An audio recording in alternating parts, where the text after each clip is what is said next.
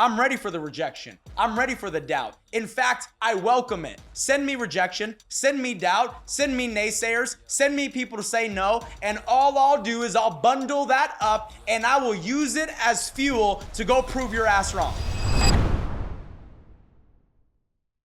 Let's talk about it. How many of you want to smash some goals in 2025? This is what I've realized when it comes to setting goals. Less is more. The more elaborate your business plan, the harder it becomes to execute. Okay? The harder it becomes to execute. And I know this from experience.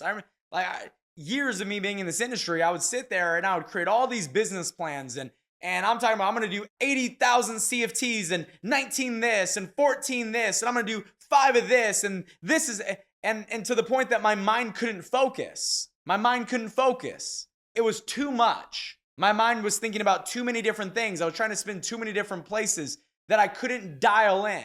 And, in the Bible it says a double-minded man is inconsistent in all of his ways. You can't focus on two things at once. So if we can create a clear focus that is target specific, well then all of a sudden our mind can really dial in what's required in order for us to go out there and make it happen. The second thing that I wanted to say before I actually bring up my slides in my presentation is nothing I'm about to go over matters unless you make the commitment that you're not going to quit. And I want to start there. That's foundation. And I know it sounds silly. You're sitting on the call like, Matt, why would I be on the call if I was going to quit? You tell me when it happens. I'm trying to be preventative. I'm trying to help you not make that dumb decision. And so part of winning is making an upfront decision that you will not quit. You don't have to be good. You will get good if you are in this long enough. Has anybody ever been bad at something before and then it took some time and they eventually got good? Right? Every one of you couldn't ride a bike at one point and then the majority of you, I would say, learned how to ride a bike. Every one of you couldn't swim at one point, but you kept trying and you kept trying and you kept trying and the majority of you now know how to swim. So what's my point? My point is if you make the upfront decision, I'm just never going to quit, eventually you're going to get to your destination. Eventually you're going to win. Eventually you're going to get good. I was bad at everything that our business is, but I just said, I'm not quitting. I had a contract with myself that there was nothing that you could do to get me to quit. And because there's nothing that you can do to get me to quit, and I have that contract with myself, now every single time an obstacle pops up, I think to myself, well, I already made the decision I'm not going to quit. I might as well overcome the obstacle. Man, I'm just struggling to learn this one area. Well, I made the decision I'm not going to quit. So I might as well double down and learn it. When you make that upfront decision, it makes decision making easier because everything sounds good when things are good. I'm never going to quit. No, I wasn't ready. It all sounds good. Everyone has a plan until they get punched in the face. Let me ask you a question. Are you ready to take the punches?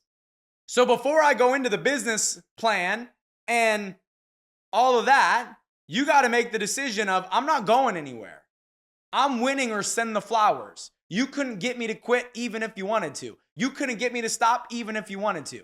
I'm ready for the rejection. I'm ready for the doubt. In fact, I welcome it. Send me rejection, send me doubt, send me naysayers, send me people to say no, and all I'll do is I'll bundle that up and I will use it as fuel to go prove your ass wrong. Isn't it funny how every person that quits something justifies why it was okay for them to quit in order to make them feel good about themselves for making a bad decision? Isn't that kind of funny and isn't it kind of strange? How you do one thing is how you do everything. You quit on this, it makes it that much easier to quit on your family one day. That much easier to quit on a friend one day. That much easier to quit on it. It does. Once you do something once, it makes it easier to do it again. Smashing our goals going into the new year. First and foremost, you got to know what you want and by when. Very important. I'm talking specifically business here, but there are a lot of things that this could tie to.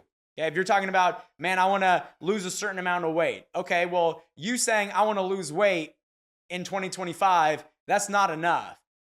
I'm currently 174 right now, and I want to be 164 by February 1st. There's got to be a deadline and there's got to be a date. If not, your mind will not execute because it needs clarity on the destination. Make sense? Okay? But here we're talking business. Know what you want and by when. What promotion do you want to hit? You have to have clarity in your mind of what you want and the date in which you will accomplish it. If you give yourself 30 days to clean your house, it'll take you 30 days to clean your house. Everyone does better with a deadline. When you were studying for a test, when did you actually study? For those of you who were when you took your life exam, when did you double down on your studying? 3 to 4 days before the test. Before then, you kept kind of pushing it back, didn't you? Or you were casual with it. Well, why is that? Because there was a deadline and you performed higher as the deadline got closer. Same thing with your goals. If there's not a deadline, then that's an issue. Make sense? So that's step 1. Know what you want and have a date of completion. Step 2, know why you are doing it. The how becomes worth it if the why is big enough. There's going to be a lot of hows that you don't care to do the how. Make sense? How? You got to work 16 hours tomorrow. But when the why is big enough, that 16 hours becomes exciting because you know on the other side of that 16-hour day is a better life. So you got to know, why are you doing this? Some of us say things because it sounds good, but it's not your real driving factor. We got to stop lying to ourselves about what motivates us and look deep down at what truly motivates me. What gets my butt burning? What makes me get after it? And it's not always pretty. Sometimes it's actually dark, and there's nothing wrong with that. But you have to know what truly fuels you. And sometimes I think people say something that sounds good from stage, but it doesn't fuel them in any way. And sometimes it's a combination of a lot of things. It doesn't need to be just one thing or another. Sometimes it's a melting pot. Like, it means something to me to build something for my kids. So I'm not saying it doesn't mean something to you, but what I'm saying is when you say, oh, I'm doing this for my kids, and then you're not working, apparently your kids aren't enough. And that sounds horrible to say out loud. Like, I don't even like saying it, but it's the reality. Some of us, we say, I'm doing this because I want to provide a better life for our kids. And then you got this minimum wage work ethic thinking that it's going to provide $1 million lifestyle for your children, and it's not. And so you're saying you're doing it for your kids, but you're not really giving it your best effort. So maybe doing it for your kids isn't enough. I'm not saying it's not important to you, but I'm just saying it's not important enough for you to go do everything you need to do, which means you need more. Make sense? And the more we lie to ourselves about our motivation, the less motivation we are going to have. Maybe it's something that's like, I just want to prove some people wrong. Maybe it's, I really do have some people that need me. And I got a mom that's struggling and I got to go win so I can take care of my mom. Or I got a grandparent that's still working and I got to go because she means everything. Maybe it's a person. There's so many different things that it could be. It doesn't necessarily have to be one thing. It could be a combination of things, but you have to know why you want to win.